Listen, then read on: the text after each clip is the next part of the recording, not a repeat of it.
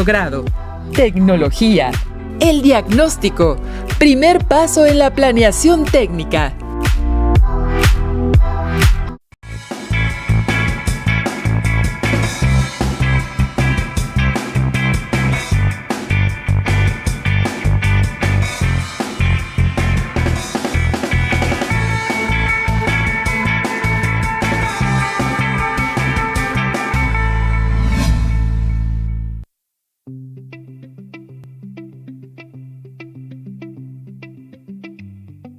¿Qué tal, Vanessa? ¡Qué maravilla que tengas tantos libros aquí junto con tu computadora! Seguramente estás investigando sobre algo muy interesante como siempre. Pero, ¿sabes que te falta algo? ¿Me falta algo? Un cuaderno para tomar notas. ¡Ah! Toma este. Lo hicimos para ti considerando todo lo que estuvimos hablando. Les quedó muy bien. Es como en la sesión de ayer estuvimos hablando sobre la gestión técnica y particularmente acerca del control del proceso para elaborar cuadernos de manera artesanal e industrial. Entonces me quedé pensando, ¿por qué producimos y usamos cuadernos? Ahora entiendo, y eso fue lo que te llevó a investigar. Seguramente habrás llegado a la conclusión de que usamos cuadernos porque los necesitamos.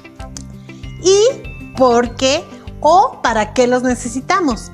¿Será que alguien se dio cuenta de una necesidad específica y creó el cuaderno? Creo que tú me podrás ayudar a contestar esa pregunta, porque sé que también te gusta mucho leer y sabes de la historia de muchos objetos técnicos.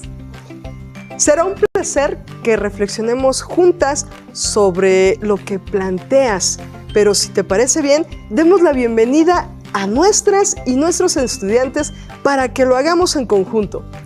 ¡Claro que sí! Bienvenidas alumnas, bienvenidos alumnos de la asignatura de Tecnología de segundo grado. Es un placer estar nuevamente con ustedes en una sesión más. Yo soy la profesora Vanessa y me acompaña la profesora Diana, a quien le doy la más cordial bienvenida. Gracias, Vanessa. Es un gusto compartir con ustedes que nos ven y siguen aprendiendo desde casa. Para iniciar, quisiera recordarles lo importante de cuidar la salud y la de los demás, lavándose las manos continuamente y haciendo uso del cubrebocas cuando salgan de casa. Y si estornudan, recuerden hacerlo con la técnica de etiqueta. Es muy importante que tomen nota a lo largo de la sesión de lo que más llame su atención o de las dudas o inquietudes que tengan.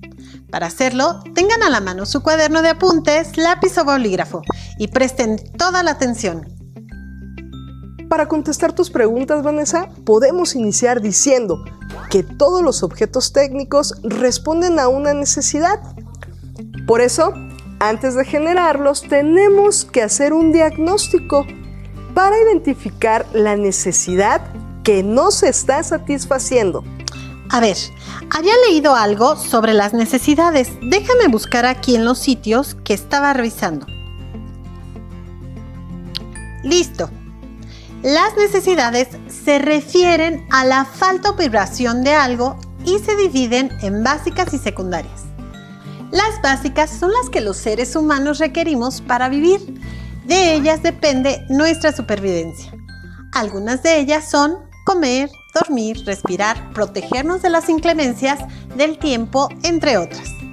Las necesidades secundarias o sociales son las que nos permiten desarrollarnos como personas. Por ejemplo, seguridad física, económica y de patrimonio, aceptación social, amistad, afecto, reconocimiento, éxito, respeto, autorrealización, que es sentirse satisfecho de sí mismo.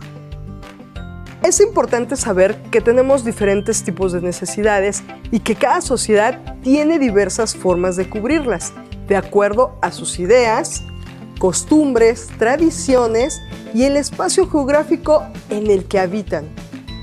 Por eso, vemos que la necesidad de alimentarse se cubre con platillos diferentes en cada país.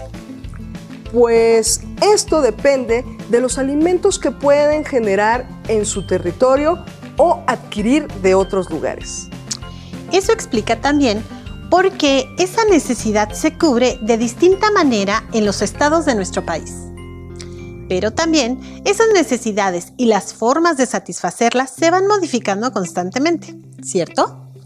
Por supuesto, y con ellas también los objetos técnicos que buscan satisfacerlas. Por eso es tan importante conocerlas antes de crear cualquiera de ellos o modificarlos. Entiendo. Solo que he observado que no todos los objetos técnicos que se crean y comercializan responden a necesidades. Por ejemplo, los autos muy lujosos no parecen ser parte de una necesidad, pues con un auto que cumpla su función y te permita desplazarte sería suficiente. O volviendo al asunto de los cuadernos, no requerimos que tengan ilustraciones en la portada para escribir en ellos. Estoy de acuerdo contigo. Te invito a que observemos un video acerca de esto que comentas. Influencia de la publicidad. Vivimos en una sociedad de consumo desde hace tiempo. La publicidad nos bombardea todos los días y en todos los lugares, con anuncios que nos invitan a adquirir productos. Vemos estos anuncios en la TV, revistas, computadoras, celular, espectaculares, tiendas, parabuses, en el transporte, volantes, carteles, etc. Y muchas veces no somos conscientes de cómo esta nos impacta. ¿Les ha pasado que ven un comercial con su refresco favorito y en el momento quieren ir a comprarlo? Detrás de la publicidad hay profesionales que se encargan de hacer que los productos sean muy atractivos para el público.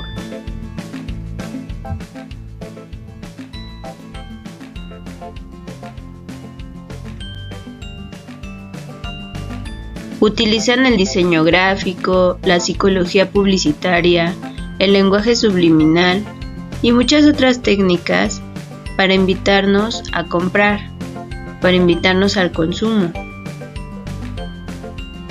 La publicidad se vale de la detección de necesidades de las personas para ofrecer los productos que las satisfagan. Se le critica al marketing por crear necesidades en los seres humanos, ya que muchas veces imponen ideales en cuanto a una imagen y estilo de vida, que solo se puede alcanzar por medio de la obtención de productos. Es muy importante no dejarse llevar por la publicidad y no promover el consumismo.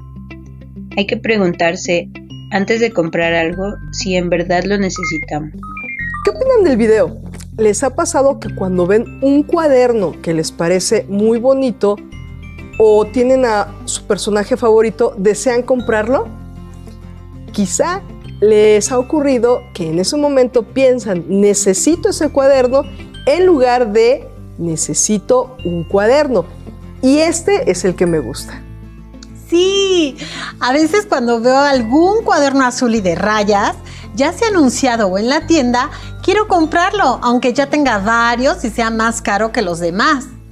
Esto sucede porque al estar satisfechas las necesidades básicas, surgen otras y se modifican al estar influenciadas por la imitación o la publicidad. Vaya que sí funcionan los anuncios en televisión, internet, revistas o carteles. Nos incitan a comprar, aunque no necesitemos hacerlo.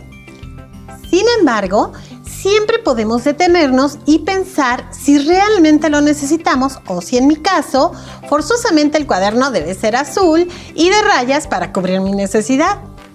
Eso no sabes cuánto me ha ayudado. De otra manera, tendría una montaña de mis cuadernos favoritos. Haces muy bien en reflexionar sobre la necesidad antes de comprar algún objeto técnico, pero también debe ser así antes de generarlo. Pensemos en el cuaderno. ¿Qué necesidad satisface? Pues mira, según lo que he leído, la necesidad que satisface un cuaderno depende del ámbito en el que lo utilices. Pero de manera general, podríamos decir que es para comunicarnos por escrito, plasmar nuestras ideas e incluso expresarlas mejor y recordarlas. Exacto. Además, El cuaderno no ha sido siempre el objeto técnico que satisface esa necesidad, en parte porque la escritura ha ido cambiando.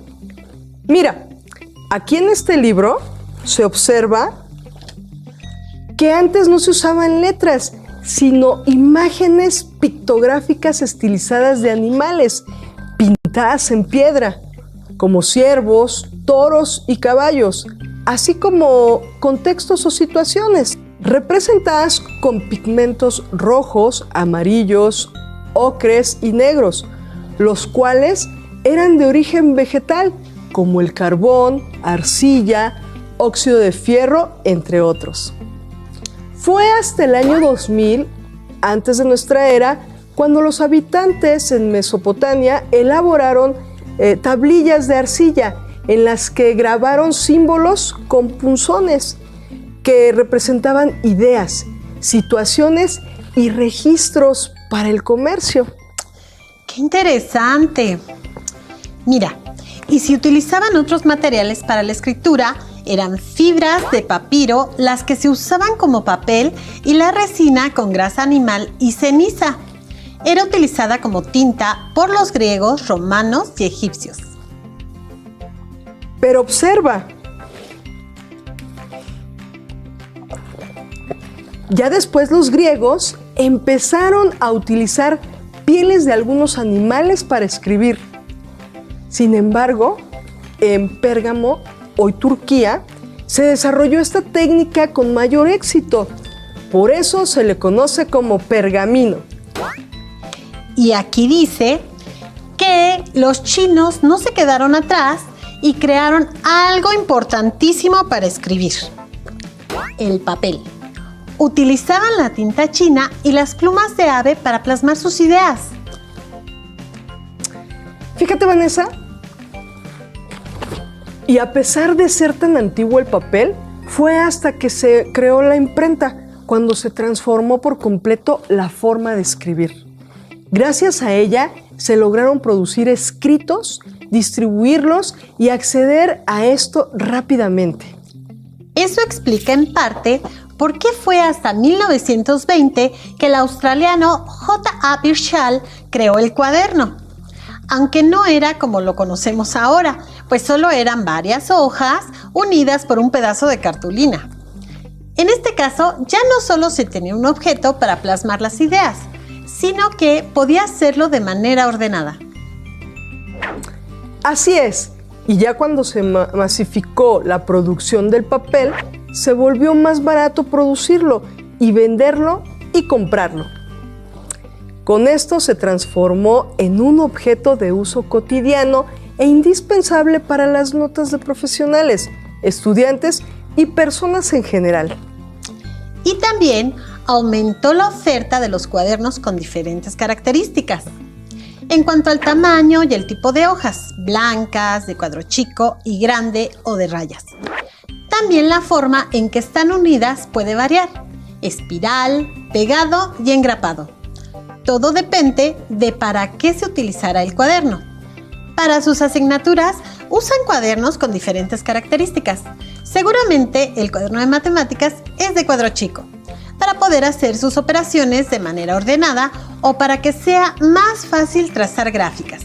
El de lenguaje y comunicación quizás sea de rayas para tener una mayor libertad al trazar las letras. Por eso es tan importante realizar un diagnóstico de necesidades como el primer paso de la planeación de cualquier proceso técnico. Cuando dices diagnóstico, pienso mucho en el que le hacen a un auto cuando algo le está fallando. ¿Qué tal si observamos cómo se hace? ¿Sabías que un escáner automotriz es una herramienta que se utiliza para diagnosticar las fallas electrónicas de un auto, específicamente las almacenadas en la computadora del mismo? Esta última se encarga de regular las funciones del motor a través de distintos sensores y registra todos los errores con un código. Esta ocasión estamos trabajando con un Jetta GLI modelo 2013. El cliente nos comenta que encendió el foco de check engine. Eso nos quiere decir que tenemos una falla en un sensor. Vamos a proceder a diagnosticarlo con una interfaz para saber qué es la falla que presenta. Comenzamos con el diagnóstico conectando una interfaz a la computadora del carro. A la hora de conectar la interfaz a la computadora del carro, vamos a proceder al escaneo. Aquí nos arroja que tiene 3 fallas. Una es el control de aceleración. Otra es un sensor de presión barométrica. Y el tercero es el sensor de posición de cigüeñal.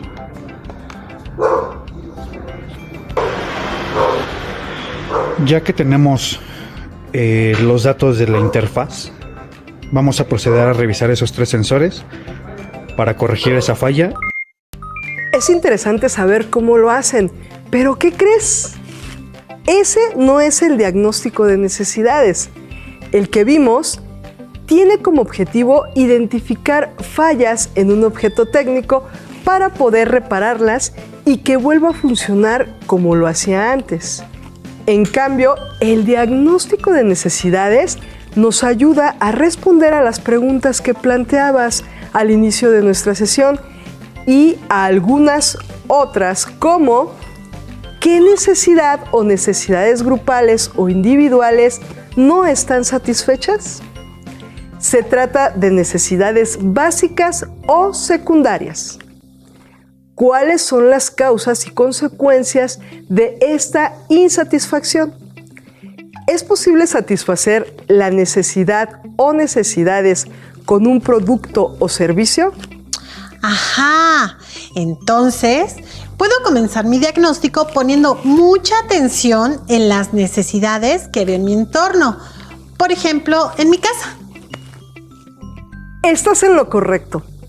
A partir de lo que observas, empieza a generar algunas suposiciones sobre necesidades de tu familia que no están satisfechas e incluso acerca de las causas y consecuencias que esto tiene para su vida cotidiana.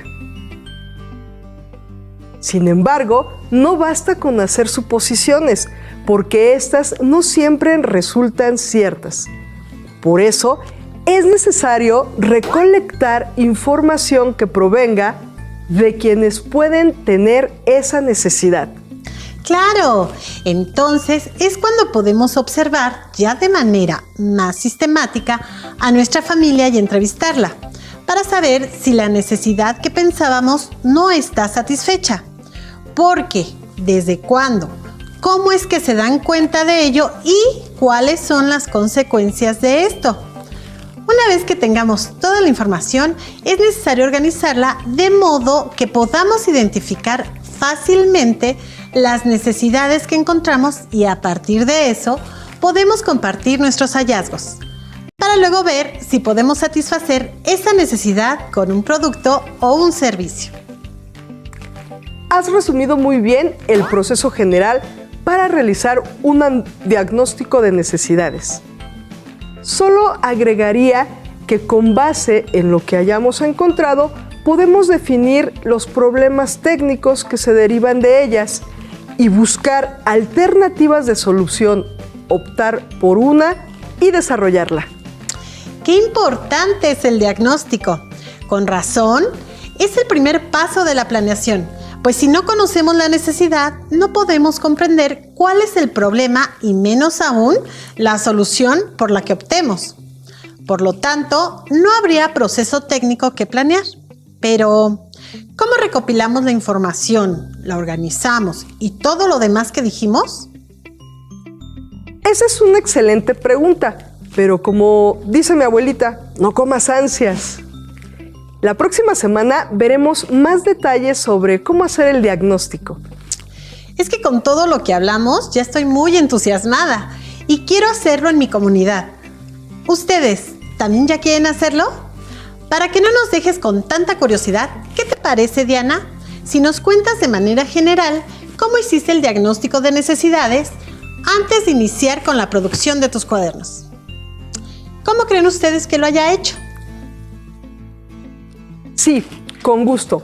Pues mira, todo empezó cuando mis 2 sobrinas más pequeñas notaron que no tenían cuadernos para iniciar el ciclo escolar. Estaban muy preocupadas porque requerían tomar apuntes e incluso hacer tareas de las que tenían que tomar fotos para enviárselas a sus maestras. Como tú sabes, no podíamos salir de casa y la economía familiar no estaba bien para comprar más cuadernos. Así que lo primero que hicieron fue tratar de reutilizar los cuadernos en los que les habían sobrado hojas. Esa es una excelente solución. Así no gastan tantas hojas y no desechan los cuadernos que todavía tienen vida útil. Sí, fue una buena solución al principio, pero luego resultó que como cada cuaderno tenía pocas hojas en blanco, no podían tener sus apuntes de cada asignatura en un solo cuaderno. Además, con todos los cuadernos que tenían, eran tamaño carta, no cabían junto con la computadora en la mesita que les acondicionamos para que tomaran sus clases en casa. ¡Qué terrible! Ya sé, entonces fue cuando pensaste en hacer un diagnóstico. Efectivamente, como vi esta situación, empecé a observar cómo, dónde y cuándo tomaban notas. No solo mis 2 sobrinas más pequeñas, sino también mis sobrinos de secundaria que también viven conmigo. Después, les hablé por teléfono a mis 2 hermanas que viven en otro lado y les pedí que me ayudaran a observar lo que ocurría con mis otros sobrinos. Finalmente, les hice algunas preguntas a mis sobrinas y sobrinos acerca de los apuntes que tomaban, las tareas que les dejaban hacer sus docentes, el tamaño del espacio de trabajo que tenían y sobre lo que ellas y ellos consideraban que necesitaban para poder llevar a cabo mejor sus actividades. Seguro que después organizaste toda la información juntando las respuestas que se parecieran y separando las que eran diferentes para después irlas analizando. Precisamente eso hice. Parece que me estás viendo. ¡Qué bien me conoces! Y ya que analicé la información, le conté a mis hermanas, a mis papás y a mis sobrinos y sobrinas lo que había encontrado. Todas y todos me dijeron que definitivamente veían reflejadas sus necesidades en mis hallazgos. Después de eso, llegamos a la conclusión que sí había un objeto técnico que podía satisfacer su necesidad de tomar notas y hacer sus tareas en un cuaderno para cada asignatura, que tuviera el tamaño ideal para el espacio en que cada sobrino o sobrina trabaja y fuera económico. ¡Increíble! Ahora entiendo de dónde surgió la opción que tomaron tú y tu familia de elaborar cuadernos. Así podrían hacerlos con las características que requieran y de manera económica porque pueden usar hojas recicladas. Y la verdad es que nos ha funcionado muy bien. Satisfizo la necesidad de mis sobrinas y sobrinos y hasta la de otros integrantes de mi familia, pues muchos trabajamos en casa y utilizamos cuadernos también.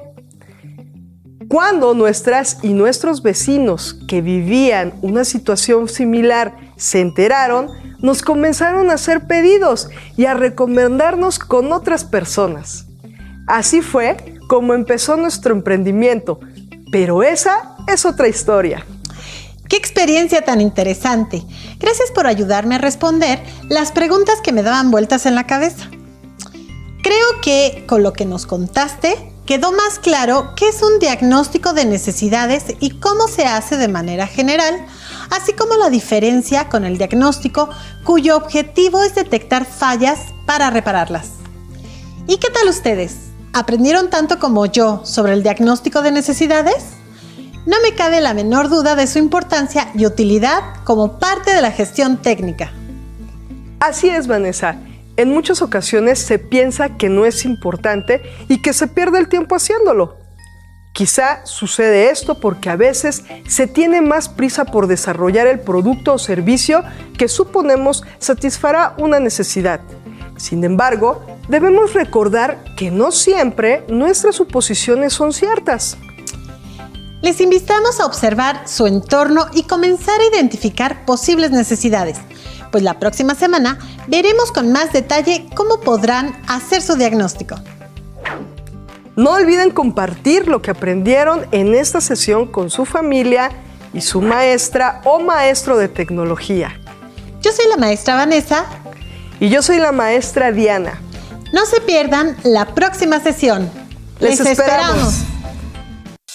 Si tienes dudas o necesitas ayuda, llama